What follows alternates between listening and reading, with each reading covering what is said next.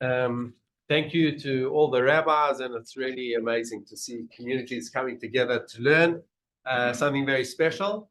I just went into the other room. I was looking at all the people that are connected, that are fighting in the army, that are connected to your community, and I noticed Chaim Oberman. I live in a yeshuv called Yad Binyamin, and Chaim, I remember I give a daf yomi shir, and when he was 13 years old, maybe even before his bar mitzvah, he started coming to my daf yomi shir. So Baruch Hashem, you have good peirot in Eretz Yisrael.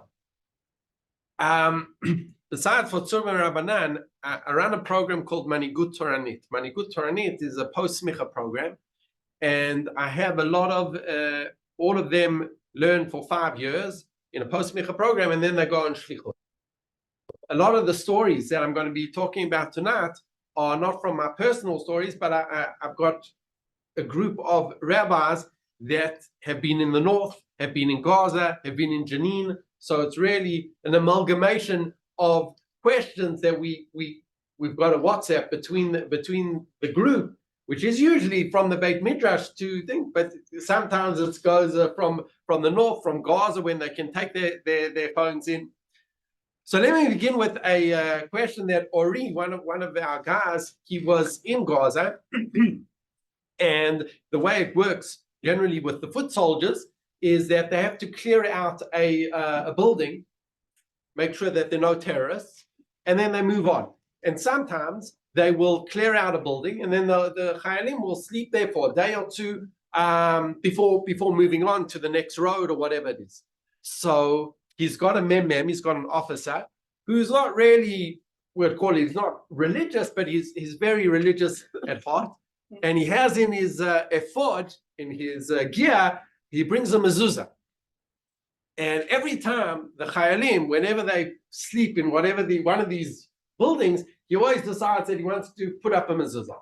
Anyway, they're clearing the building the whole of Friday night, and then they want to, and then Shabbos day, they get to this building, and now the commander decides that, okay, this is where we're going to set camp, in this building. So he says to Ori is a rabbi, he says, Ori, can I put up the mezuzah on Shabbos? You can't do that. So the officer says, okay, don't look. So, but whatever, they got busy, and he didn't manage to put up the mezuzah, but on Shabbat, Baruch Hashem, and he put up the mezuzah at night. Didn't say a bracha. He didn't, big machloket, but you shouldn't say a bracha. Or he said, don't say a bracha, and that's what they did. They had a whole ticket, but they didn't say a bracha.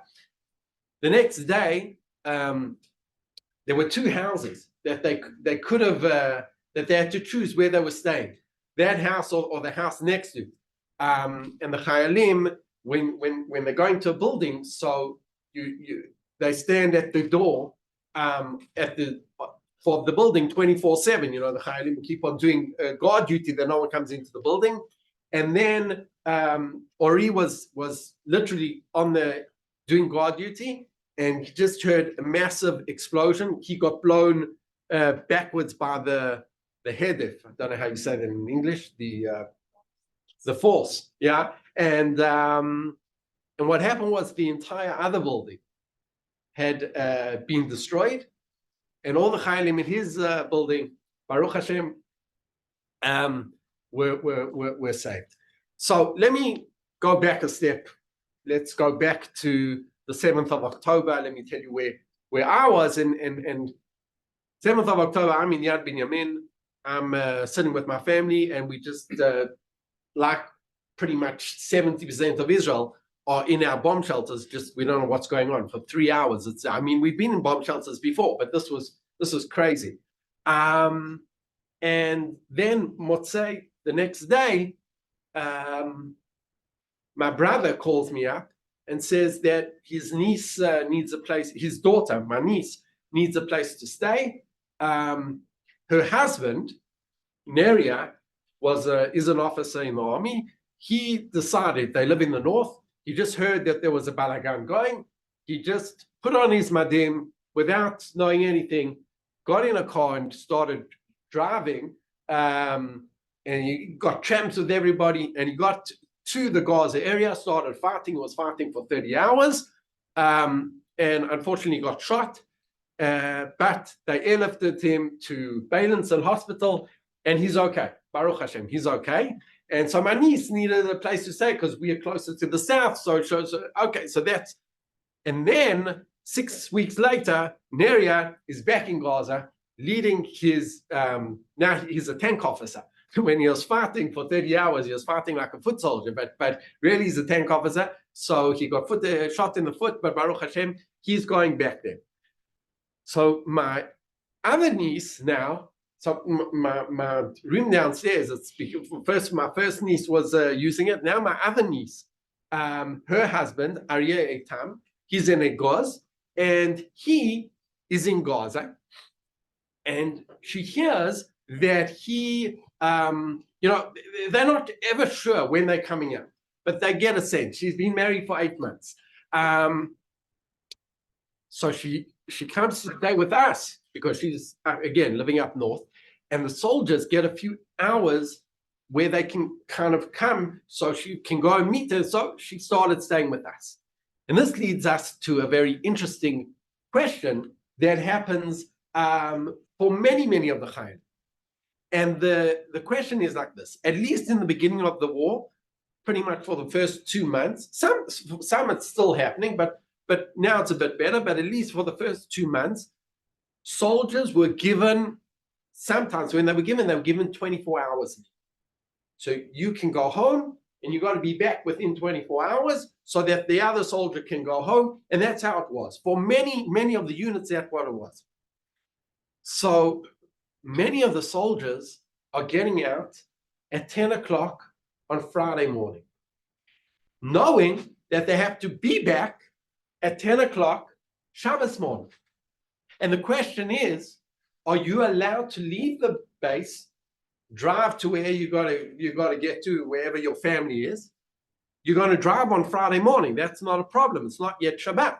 But knowing there comes Shabbat morning, you're going to have to get in a car, whatever it is, you're going to have to get somehow back to the Gaza belt. You're going to have to get back to base. Are you allowed to do that or not? So the truth is that this is a halacha that we find in Gemara Shabbat, Daf Yutet.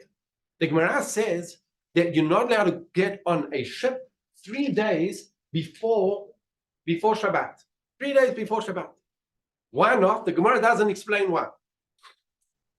One of the explanations is of one of the Rishonim called the Baal HaMaor. The Baal HaMaor explains that the reason why the sages prohibited a person from getting on a boat 3 days before Shabbat is because the assumption was that on Shabbat you would have to be Mechalel Shabbat because of Pikuach Nefesh. Meaning, in ancient times, there was a good chance that you would have to be Mechalel Shabbat. And already 3 days before Shabbat, you have to be concerned that you don't want to put yourself in a situation where you would have to break Shabbat, where even though it would be permitted to break Shabbat, because at that stage it would be Pikuach Nefesh. But you're not allowed to put yourself in a situation where you would have to break Shabbat. So that's the opinion of the Baal HaMaor, and it's brought down by the Mishnah Berurah that we also bring this. There are many explanations why you don't get on about 3 days before, but one of the opinions is the Baal HaMaor, and it is brought down by the Mishnah Berurah that we have to worry about this opinion. According to that svara of the Baal HaMaor, it comes out that if these chayalim know that they're going to have to be mechalel Shabbat, and it would be permitted because it's pikuach nefesh, right? It's milchama. No one's arguing that it would be permitted if the officer would have called them up, which some of them were called up on Simchat Torah, what happened to be Shabbat. Vadai, it's clear that it's permitted for them to go and fight. There's no question. But here the question was, do you put yourself in a situation, Erev Shabbat, knowing that you're going to have to be Mechalel Shabbat? According to the Baal HaMaor, 3 days before Shabbat, you're not allowed to do that. However, there's one exception to the rule. The exception, says the Mishnah, is unless it's letzorech mitzvah. Letzorech mitzvah, you're allowed to get on the boat even Erev Shabbat. So now the question is, when a chayal leaves the base on Friday afternoon or Friday morning, what's he got? If he's going home, is that considered letzorech mitzvah? So you could argue for many parents, kibbud abayim, they're dying to see their kids. They don't know next time they're going to see it. So this could be a case of tzorech mitzvah, right? It could be a case of tzorech mitzvah. And based on that, the Rabbanut HaTzvayit is mekel, and they allow the chayalim to leave, and even though they know that they're going to have to break Shabbos to come back. But now Rav Rimon had another shine. What happens? Someone's asked him, a chayal asked Rav Rimon. His son was having a brit milah on Shabbat morning. Can you just tell everybody who Rav Rimon is? Rav Rimon is one of the great rabbis in he's the head of he writes many svarim. He's also the head of Machon Meir now, and he was my Rebbe in Yeshivat Har Etzion about 25 years ago. But he's considered one of the leading poskim and who deals with halachic shaylas for chayalim. So he was asked from a chayal the following question: I know my son's having a brit milah on Shabbat morning, but I'm fighting in Gaza. I'm only going to be able to leave at about 10:30 at night on Friday night. Can I leave on Shabbat, not Erev Shabbat? Can I leave on Shabbat to go home to be at my son's bris on Shabbos morning, and I'd have to come back? And even I'm not sure he might have not have to come back, but the point is he would be leaving on Shabbat or on Friday evening. Could he go for his son's brit milah? So Rav Rimon's answer was, if you're going to leave on Shabbat evening to go to your son's brit milah because you don't want to miss it, that's not okay. You don't be machal Shabbos because you want to be at your son's brit. If you're going to leave Shabbat because you're not going to forgive yourself or the family's going to be cross with you, that's not okay.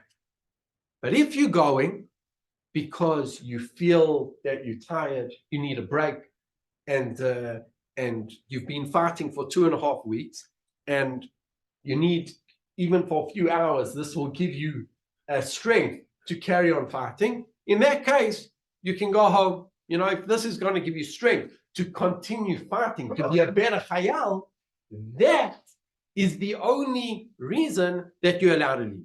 But many people, after 2.5 weeks, if they're able to get out, they do, and it strengthens them. So he said, I think you can go. The chayal wrote back to him half an hour later. He said, Rav, thank you for your answer. I've done a bit of cheshbon nefesh. I've been thinking, and I've come to the conclusion that I don't need to go. I'm strong enough to fight as it is. And he missed his son's brit milah. When I was discussing with the rabbis what we were going to do, what we were going to talk about. So the truth is that the Shulchan Aruch is divided into 4 sections. There's Orach Chaim, Yoreh De'ah, Even HaEzer, and Choshen Mishpat. And I'm going to try and take a few questions from each section in the Shulchan Aruch. But the truth is that there are questions that are not, there are halachot that you won't find in any of these 4. Because the Shulchan Aruch didn't write the halachot of Milchama. There you have to go to the Rambam. So many of the answers to these shailot are actually not in the Shulchan Aruch, not in any of the 4 sections, but we'll start with the 4 sections and then we'll move on to questions that are not even included. So one of the questions that if we're talking, let me tell you, let's go to Yoreh De'ah Hilchot Talmud Torah. So I have a friend whose son is a Samech Mempei in Nachal. He's an officer in the Nachal. He's been fighting for 5 months. He's still in Gaza. And the father is a good friend of mine. He spoke to his son and he asked his son, he said, Gabi, are you learning? Said, Abba, there are days where I haven't even had time to put on tefillin. Like, from the morning to the evening, Shkir comes and he hasn't put on tefillin. So my friend said, Asma, what, got 2 minutes, you must be learning. Day, night, whatever. What do you mean you're not learning? I said to my friend, I said, how could you say that to your son? I know the Malach came to Yoshua, right, and complained that he wasn't learning Torah, but the Yoshua in the times of the Tanakh, they would fight in the day, and then everyone would, stand down at night and then continue the morning. But in Gaza, it's 24/7. It's 24/7. With night vision and everything, there's no like, okay, we're going to have a 12-hour break until sunrise and then continue the fighting. So then why are you giving your son such a hard time? So he said,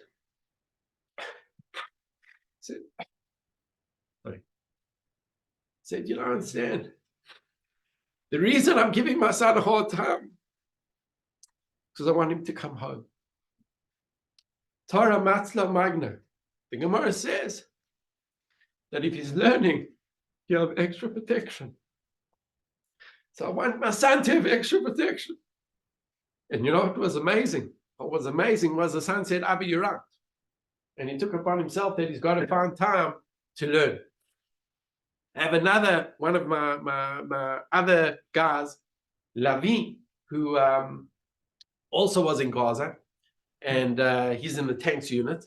And he asked me before they were going in, he said, we learned Daf Yomi in the program. He said, we want to keep on learning. So before they went in, and this was really the first week I wasn't in Miluim yet, and I said, fine, I'll find a donor. I found a donor, and I said, and he said, and actually there are a few people in my unit. So I said, how many Chayalim? He said, 20. So we got 20 books of Daf Yomi, of Baba Kama, and we sent it. Then they finished, right? So he said, can you send the next section of Baba Kama? Said, no problem, found the donor, all good. By the time that I got to them, they'd already gone in.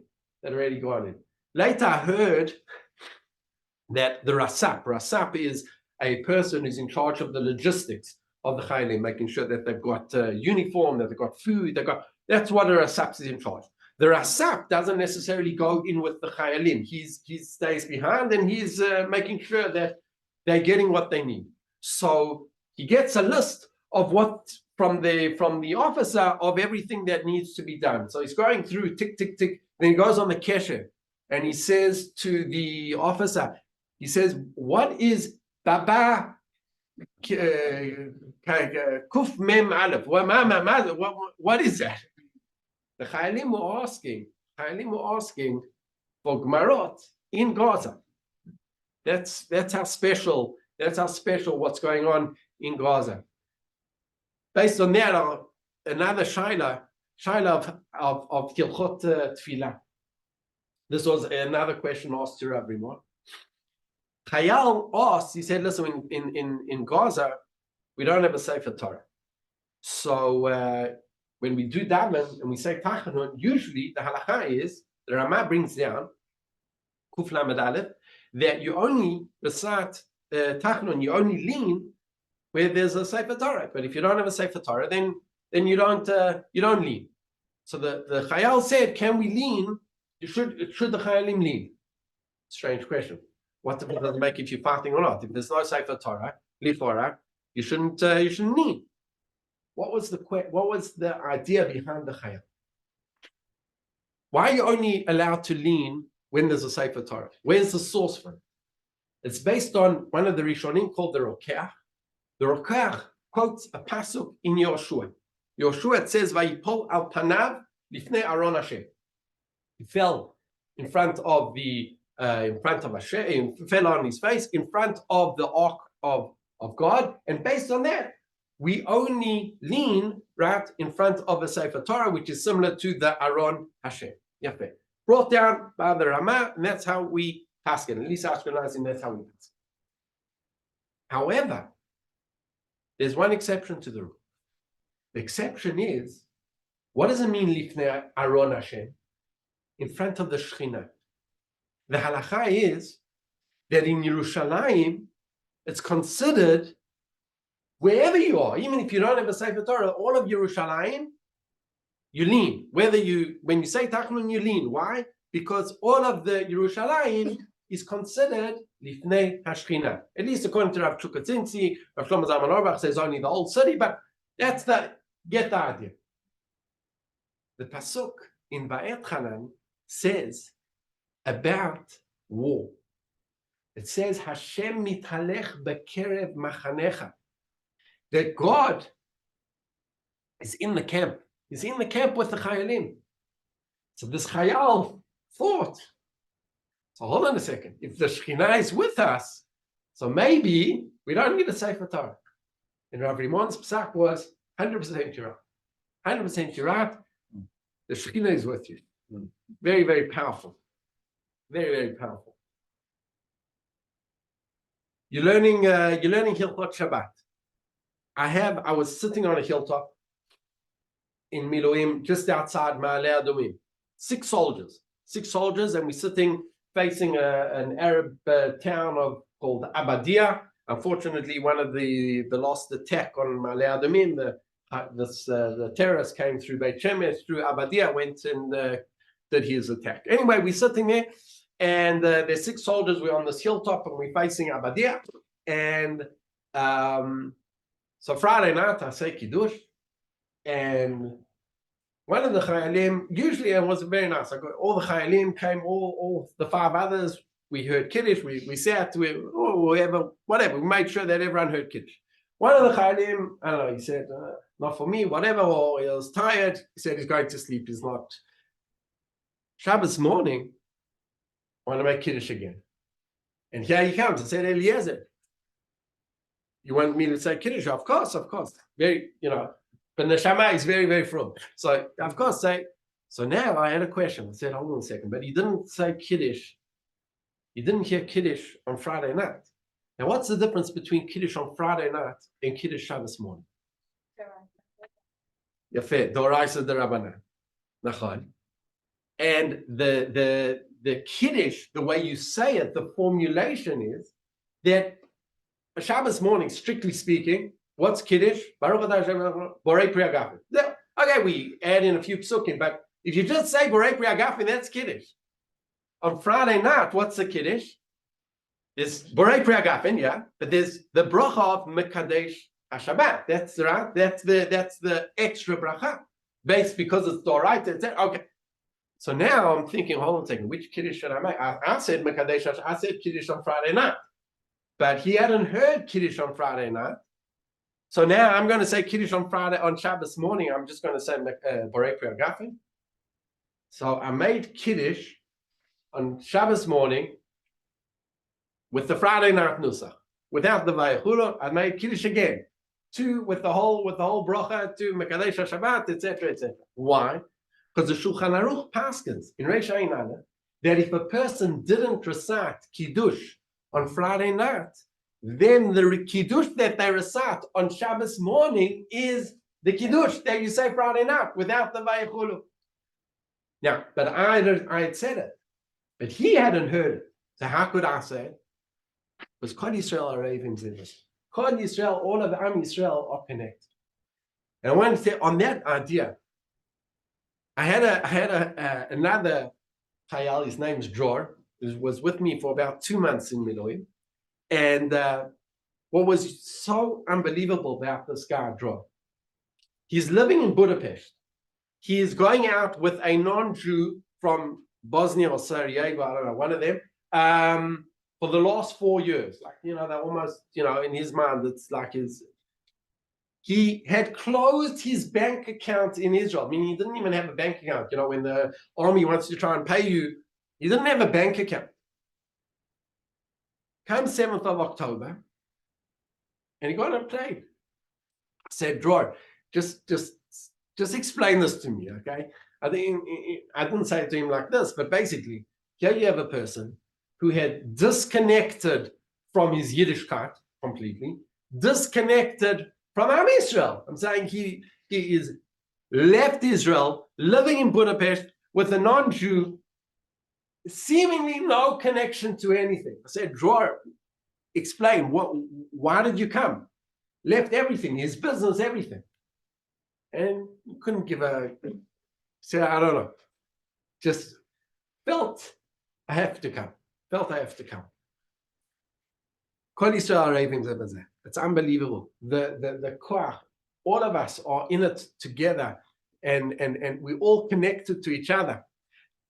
2 weeks after the 7th of October, so we have a Daf Yomi Shir. Moshe Ogerman comes to the Daf Yomi Shir, and another guy, Jerry Aluf.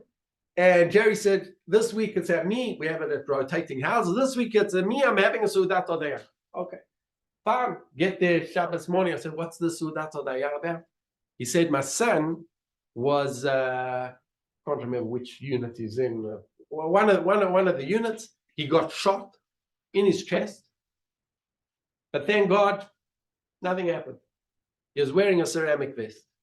And those ceramic vests were donated by Jews around the world. So thank you. Because Kol Yisrael Ravim Zeh B'Zeh. It's amazing, the achdut, the koach of all of us coming together, whether it's donating, whatever it is, everyone is coming together in that thing. Let me move on to a question. That's how much time do we have? Okay, we only covered a bit of Orachaim. Okay, I'm going to do it very quickly. 5 more minutes. Five more minutes. Okay, so 5 more minutes. Okay, 5 more minutes. So one of my guys, Mayor. Oh, this is a nice question. His wife. I said that when the Chayalim go in, you don't know if they're coming back. So his wife found out that Mayor is coming out. So she asked me, they hadn't seen each other for, I think it was 22 days. When he comes out, she wants to make a shechianu. The halacha is, if you don't see someone that you care about, you say a shechianu. However, it has to be 30 days. That's Shulchan Aruch. Hey, it says 30 days. So I said, I'm not sure. Buy a dress. That's what she did. She bought a dress. Bought a new dress. Said a shechianu when she saw me. One of the more difficult questions. We're moving on to this is an easy one. Choshen Mishpat. Laws of so Lavi.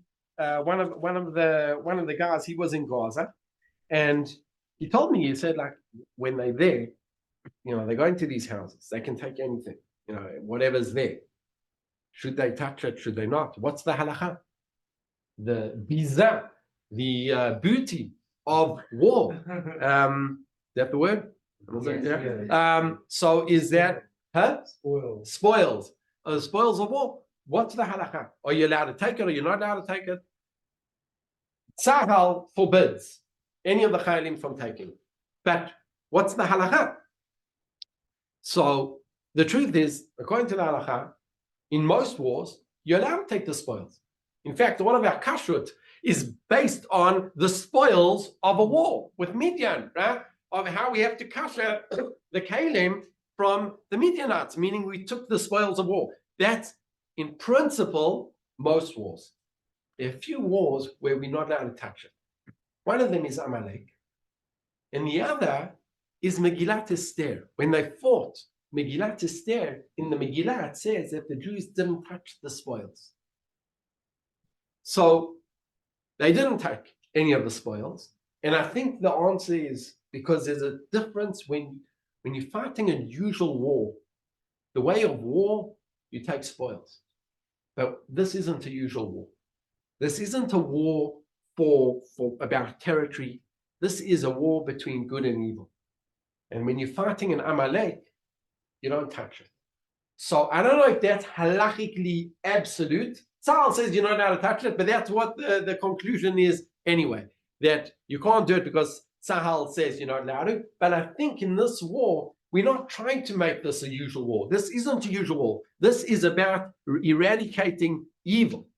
And therefore, we're not touching any of it. But what did he bring? He bring testimonials of terror. So for example, this is a map from a house in Gaza. Okay, it's a bit it's been through the wars, as I say. And this is a map of Israel. But what's interesting, right? What's interesting is that there's no Gaza and Judea and Samaria, which is Palestine.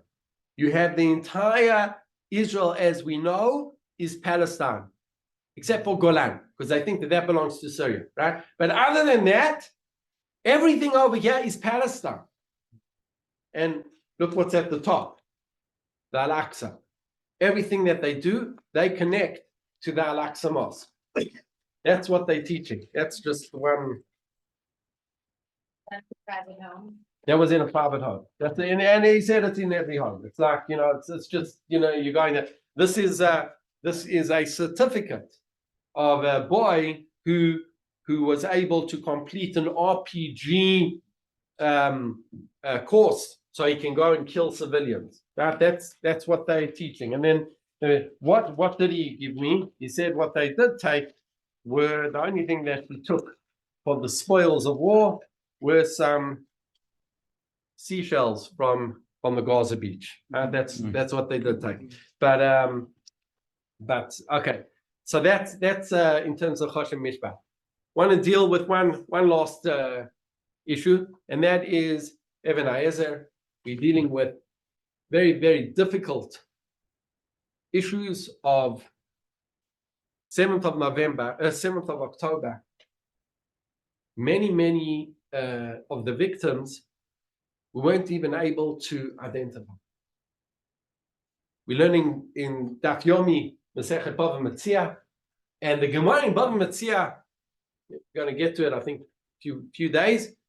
Daf Chaf Vav discusses the question of when do you have to return an object to a friend, right? When do you have to return it? If you have simanim, if there's a siman that you have to return, and the Gemara, if there's a sign, and the Gemara has a discussion. Is this idea that you have to return it based on a sign, is that the right or the Rabbanan? Is that from the Torah or is that rabbinic? And the Gemara says, Lamai nafkamina, what difference? Says the Gemara, the nafkamina, the practical ramification is to return a woman a get. Because if it's just returning someone's watch, so, that's the beit in hefker, beit in hefker. Beit in have the ability when it comes to monetary issues to, even if it's not your money, if they say it's your money, it's your money. However, when it comes to permitting a woman to get remarried, that the Torah has to give the permission.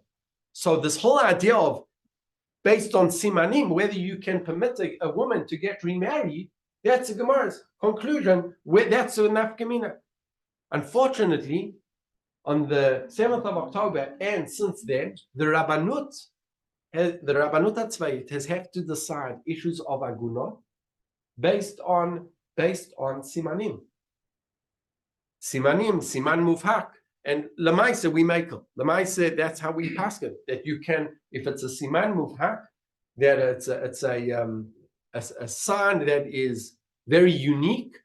Shlomo Kluger says that very unique means 1 in 1,000. So sometimes they identifying based on a tattoo on a person's foot or something like that, and that's it's quite unique there. And based on that, they say that the husband has passed away and the woman can be married. One last shaila. I wanted to dedicate this shir, forgot to say it in the beginning, to the son of my friend, my very good friend Rav Perez. This is Daniel Perez. He was fighting in Nachal Oz as a commander of a tank on the 7th of October, and he was taken hostage. We know he's injured. We know two of his, just 2 days ago, they announced that there are four crew members in a tank. Already on the 7th of October, one of the crew members was found dead. 2 days ago, they found the film based on one of the terrorists that had on their phone that they just captured now, and they realized that one of the other crew members, Itai, has been killed. But the other two members, Tomer and Daniel, we don't know anything. Please God, they will be okay. So this is L'Refuato. The shir is dedicated to L'Refuato, L'Achzarato Shel Daniel Shimon ben Sharon, together with all the other hostages. But his brother also fought on the 7th of October. Jonathan he was in Yad Benjamin. He wasn't. He just went down. He went down with a pistol. That's all he had. He fought, and he also got shot. And 10 days later, he was meant to get married. And whatever, it was a whole balagan. In the end, they got married. My wife and a few ladies put together a wedding. But the army said it was in the beginning of the war. You weren't allowed to have like more than 60 people in an open area, whatever it is. So they managed to say, okay, we're going to do, special reasons. We're going to have 200 people, but they had arm bracelets. In a case where there's an alarm, people in yellow have to go to the yellow room. People in orange have to go to orange. So everyone was wearing. So my friend who flew in from England, he got a yellow bracelet. So he said to Rav Perez, I'm not taking it off until Daniel comes home. So it wasn't a very nice bracelet. It was just like a piece of, So afterwards, he went home and he got these made. So anyone who wants a few bracelets here for the refuato of Daniel Shimon ben Sharon. So, but I asked Rav Perez, I said, what gives you koach to continue? How do you continue? And he says, what gives me koach is knowing that all of Am Yisrael, all of the tefillot of Am Yisrael, all of around the world are davening for us, are davening for Daniel. So thank you for this unity and Am Yisrael coming together. And I've got more stories, but I think we'll we can carry on. But if anyone will say that for now that will be the end of the shir. If anyone wants to ask questions after that, but thank you for listening.